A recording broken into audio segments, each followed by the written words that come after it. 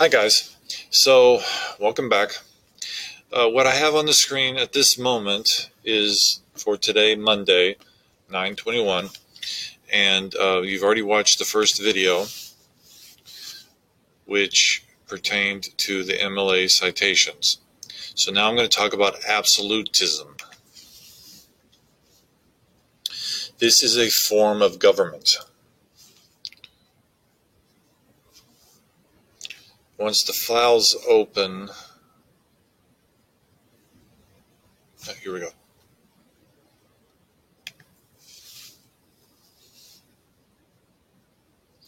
So this is the name explains the situation. It's an absolute form of government.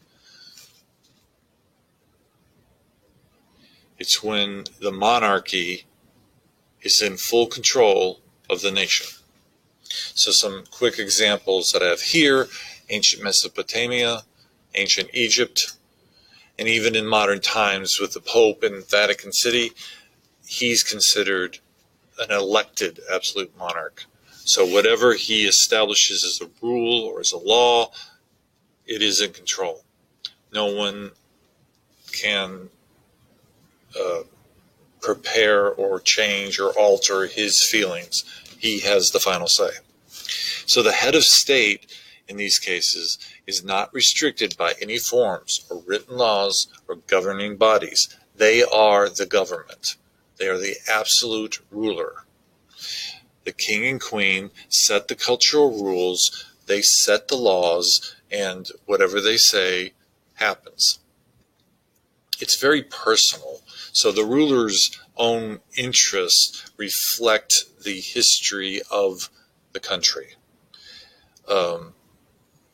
Especially in the ancient times, if a ruler, for whatever reason, felt jealous of his cousin who's ruling in the nearby location, he could attack, gather an army and attack and conquer and expand his territory, expand his military, so forth and so on. It's all on the whim of the individual.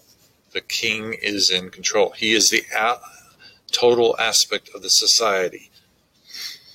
Although there's could be instances where there are secondary nobles, lords and ladies as such, they wouldn't have no control in the system themselves. They would follow exactly what the king required.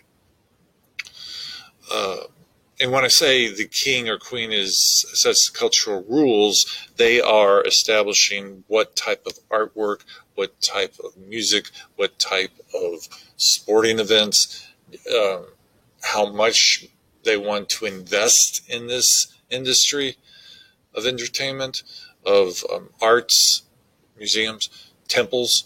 They have control over what survives within the government. Likewise, this is also common. The religion is a validation of the political system. So it's not like in America where you have a separation of church and state. In this case, the religion and the politics are intertwined. With the religion, the nobility has the establishment of their lineage all the way back to a specific immortal. So consequently, especially if you think of the pharaohs of ancient Egypt, that's the best quick example. They embodied the god of the century they were living in. They represented the immortals. They were living mortal gods. At the end of their life, their soul, their essence, their power would all be centered and sent off to heaven to join with the divine. I'm generalizing, but it's the same consequence. And then the next in line would take over, they themselves would be considered gods.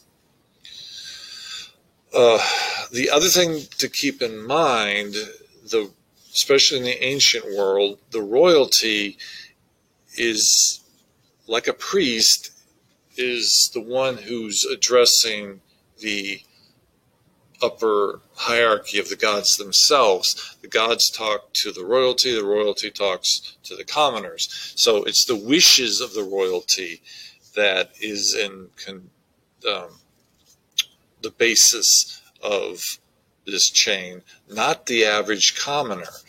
The individual does not have a stake in the equation, and that's why you have this mass peasantry who are basically worthless in terms of the noble classes.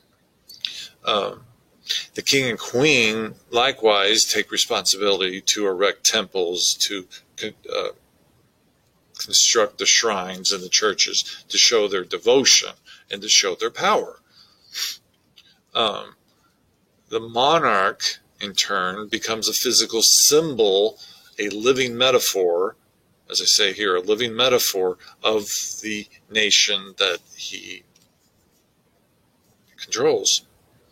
A good example of that would be Elizabeth II in England. She embodies the notion of England.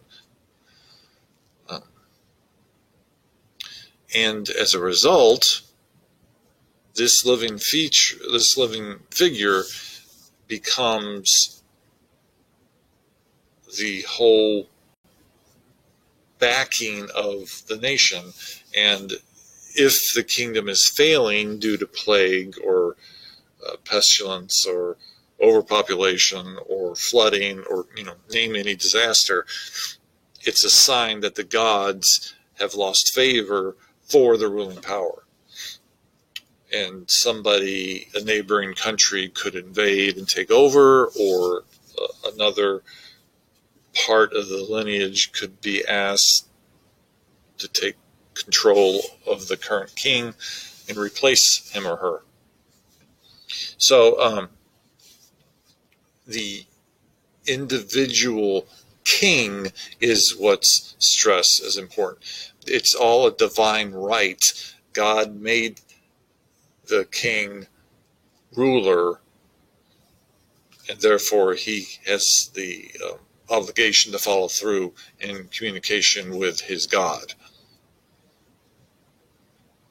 Now, in history, there have been rare instances of rebellion and progressive transformation, but in theory, absolutism has been around for a really long time. It has existed all the way up to 1776. The United States was the first successful country to break away from a noble class situation and establish the rights of the individual. The rights of the people are controlling the government. It was based on Greek thought.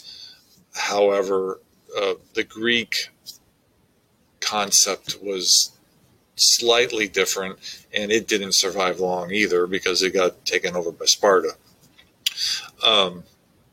So be that as it may, the Declaration of Independence is just over 200 years in the past, and the whole idea of a non-monarchy government today is rather common, but it hasn't been that long period of time, is my point.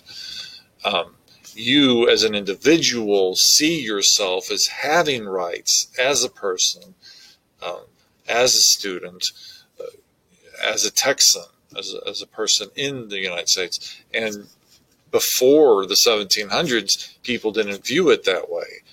They were a collective class, the peasants or the nobles, so forth and so on. The king had the true identity, if you think about it. Now, there is something called the constitutional monarchy, and this is a form of government where the ruler is basically obligated to follow a constitution or a set series of laws established by the people. So a modern example of this, of course, is England's Elizabeth II. She has to follow whatever Parliament wishes. She can make requests, she can send advice, but for the most part, she cannot make any laws or changes to laws that are in play. In fact, Queen Victoria in the 1800s, she was the last monarch to actually use her authority towards controlling Parliament. Even at that point, it was a little limited. But be that as it may, she was the last queen of England to have an authority of affecting the system. So what it comes down to, my main point with the short series of slides, the divine rights of kings, the fact that the gods established the kings to be rulers, and the gods established the average citizen to be peasant class, or the lower classes. One couldn't defy the class structure in the ancient world. You were born poor, you stayed poor.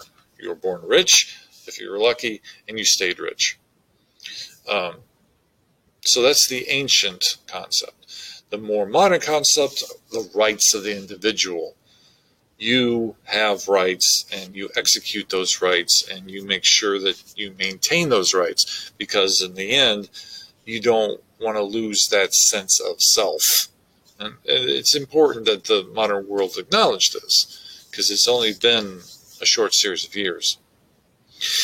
When you're going through the readings, for the most part this semester, a lot of them, the characters and the narration and the authors themselves, are following the logic of the divine rights of kings. It's a heavy influence on a lot of literature all the way up to the middle of the 1800s.